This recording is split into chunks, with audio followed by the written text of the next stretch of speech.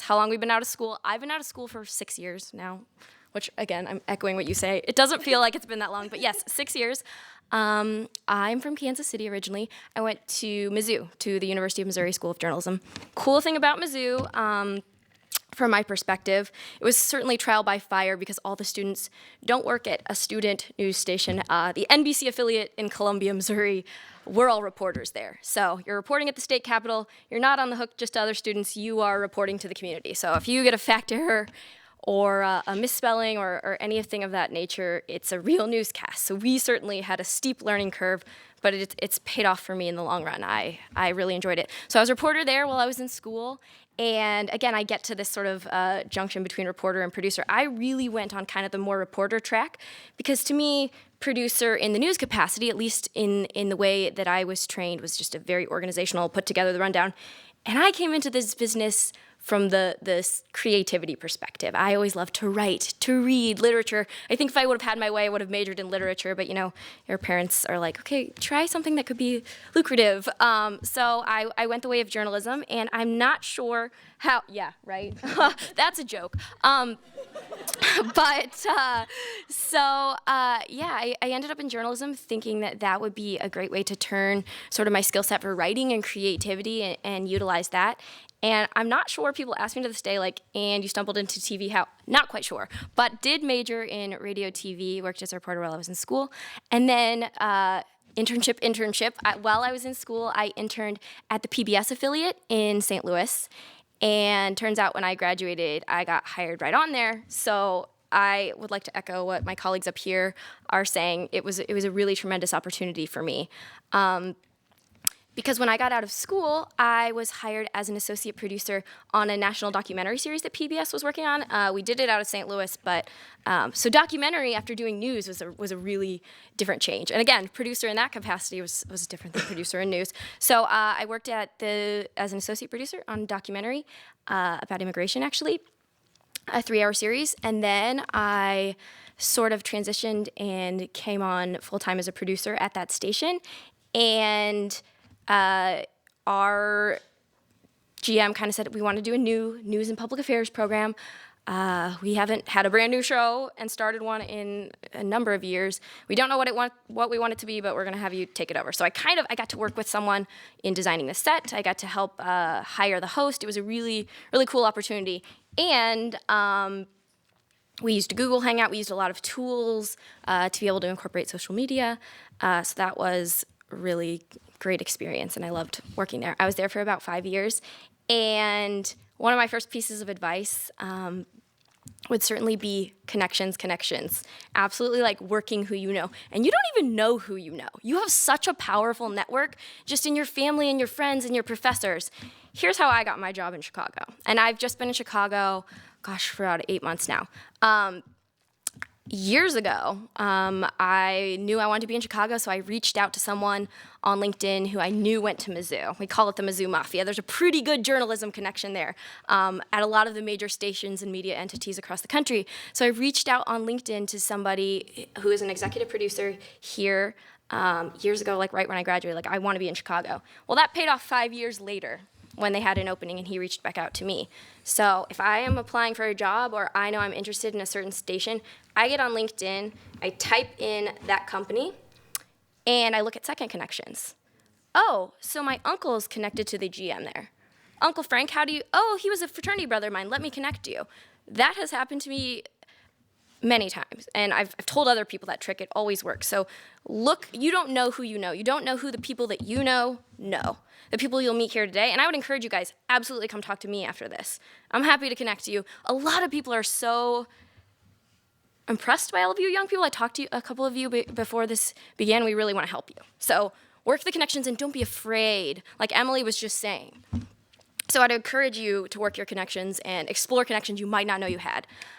So now here in Chicago, since October, I have been working at Oakbrook Productions, which is a division of Tribune Media. We produce all the shows that air on WGN, not all, I shouldn't say, many of the shows that air on WGN that are not news, that are more featurey, more entertainment, lifestyle. So our group produces Chicago's Best, a food show, Living Healthy Chicago, which is what I produce, which is a lot of fitness and nutrition, but a lot of serious health reporting as well. and Weekend Workbench, which is like a DIY show. So it's a very different, where up until I moved here, I was essentially covering Ferguson for PBS, and now I'm doing like a whole different, so again, producer, from my vantage point, is a lot of reporting. I go out with a videographer, I interview people, and I do the writing, and I edit.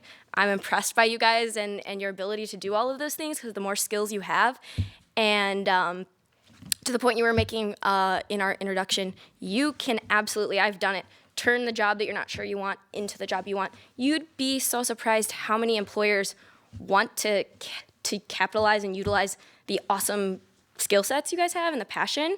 If you're willing to work hard and bring things to the table, you really can turn any job into the job that you want.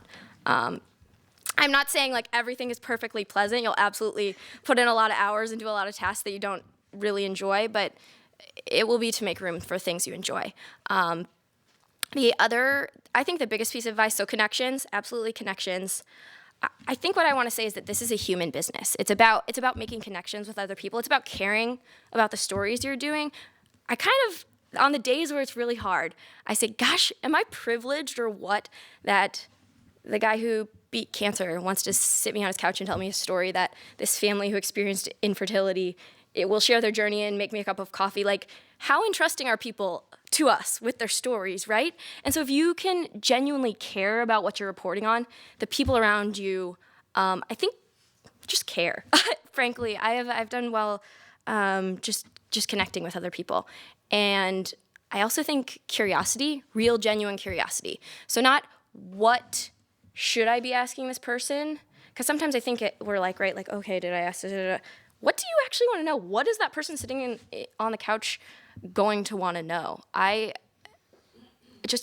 always tremendously impressed by people who ask good questions and think differently. So my former boss always said, like, be interested and interesting. So I love that. So curiosity to me is the most impressive trait. Genuine curiosity. So connections, curiosity, and at the end of the day, like, this business is about people. And again, I would like to encourage everybody. I'll be around, happy to talk to any of you afterwards.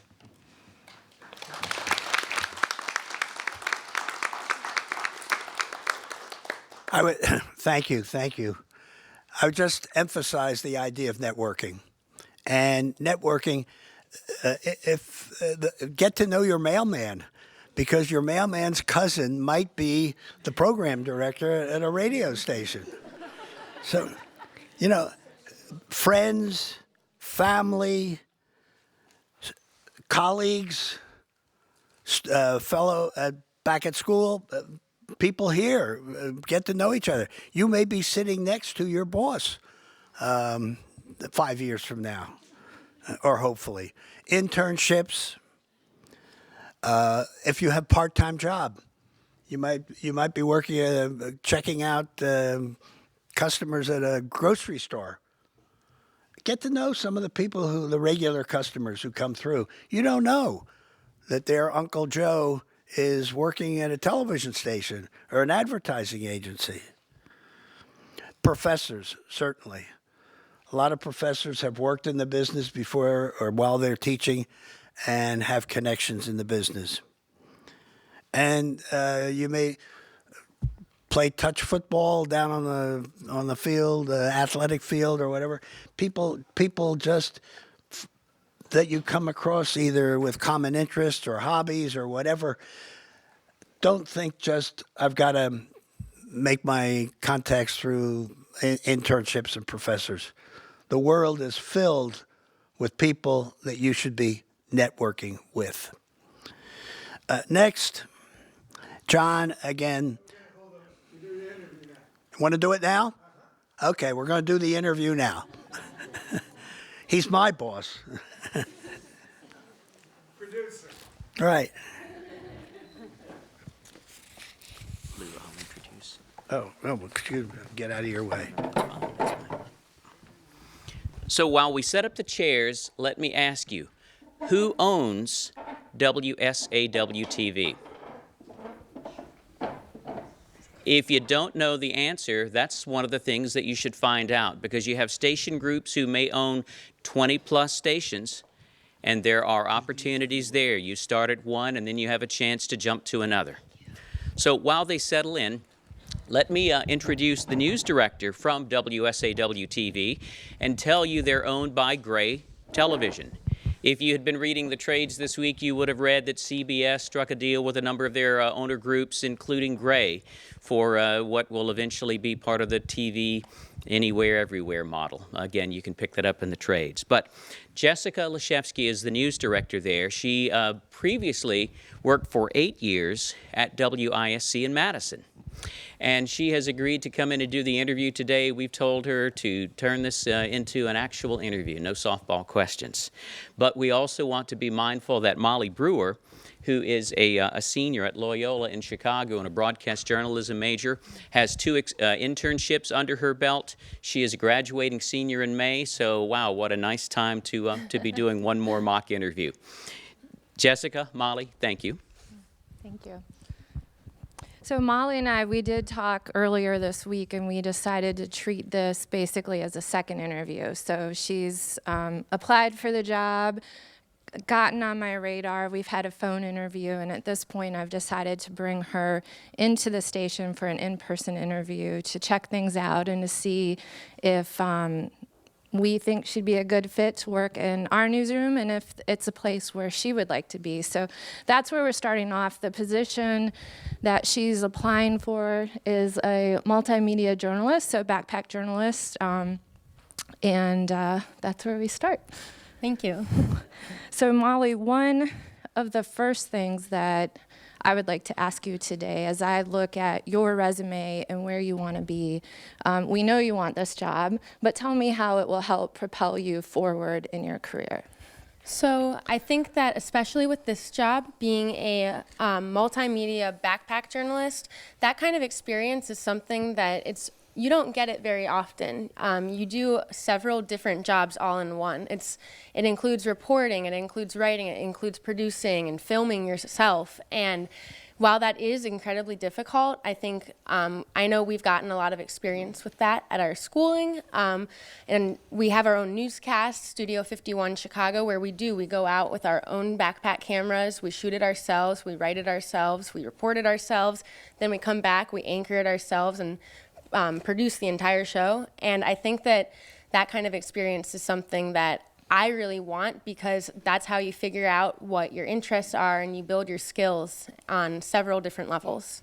And you're right, you are wearing a lot of hats. So which hat are you most looking forward to wearing, and which one might you need a little bit of help with? So I'm most looking forward to wearing the reporter hat. That's my passion, is telling people stories, being an advocate for the community, getting to know people on a much deeper level than just a passing by. I just love looking for something that by sharing it, you can make a difference in the community and in that person's life. So I think reporting is definitely my passion.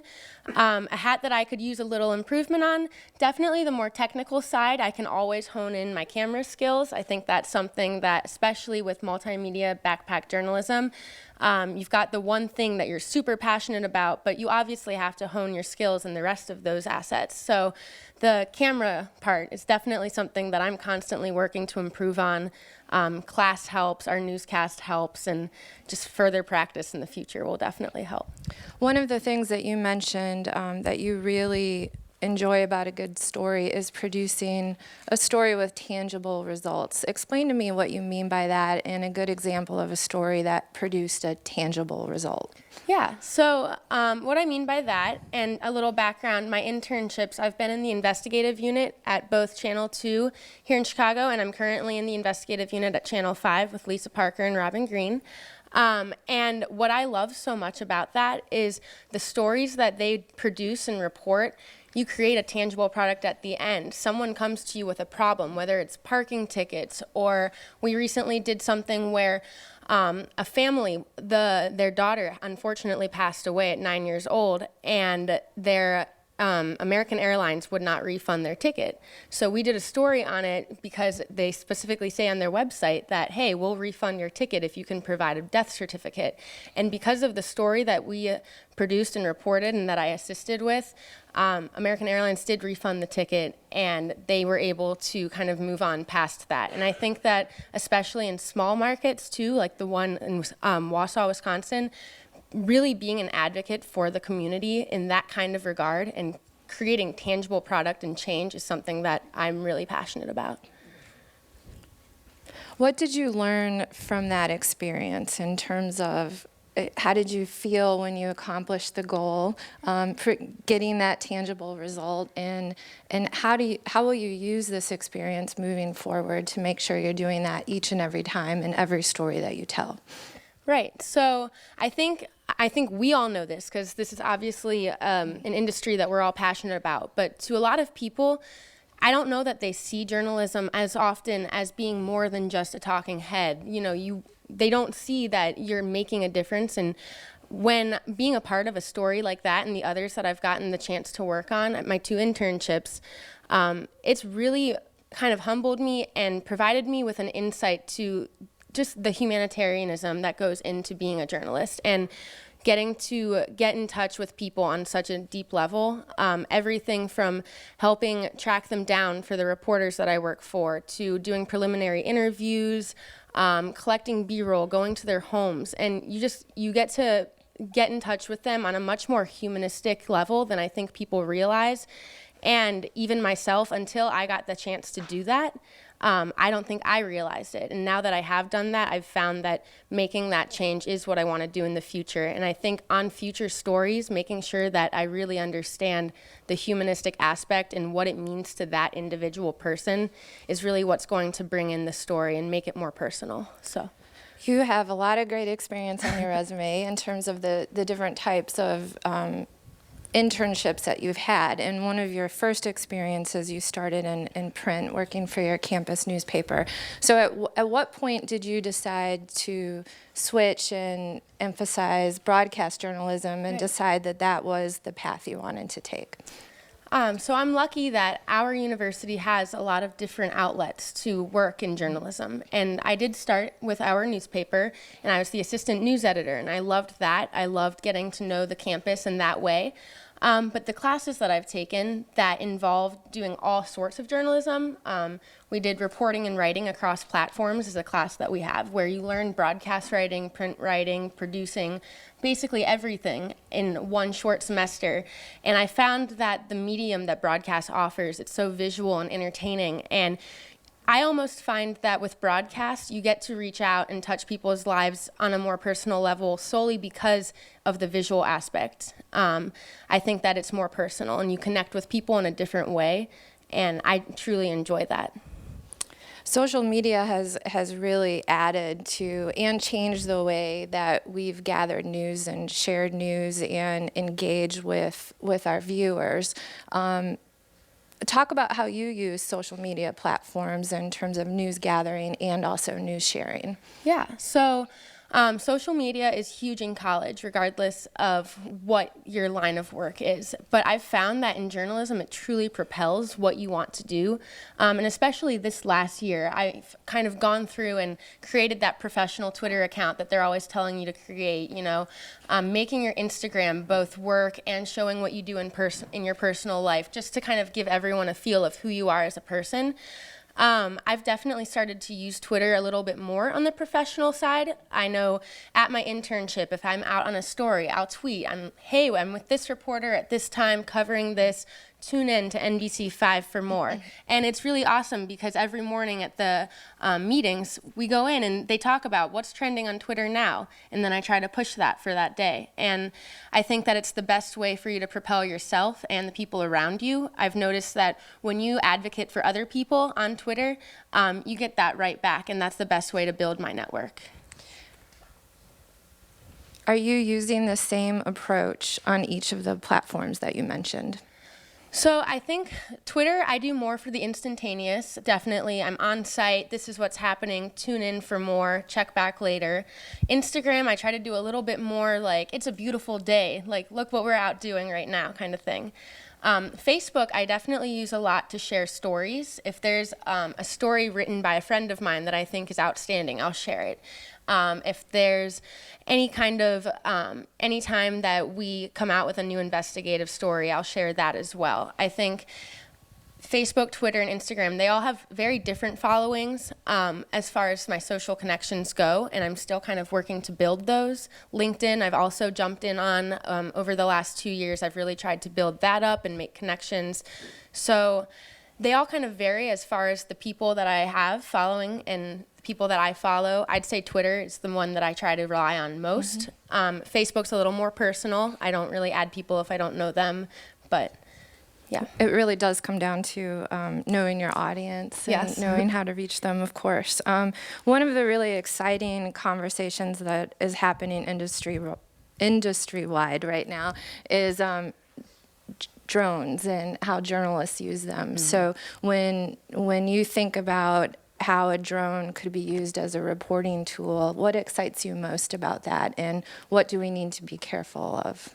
So I think drones, that's a huge topic right now. And personally, I do see a lot of use for them. And I think that what I think is so awesome about drones is the different platforms you can use them on. Anything from a forest fire in California, and you can send the drone in.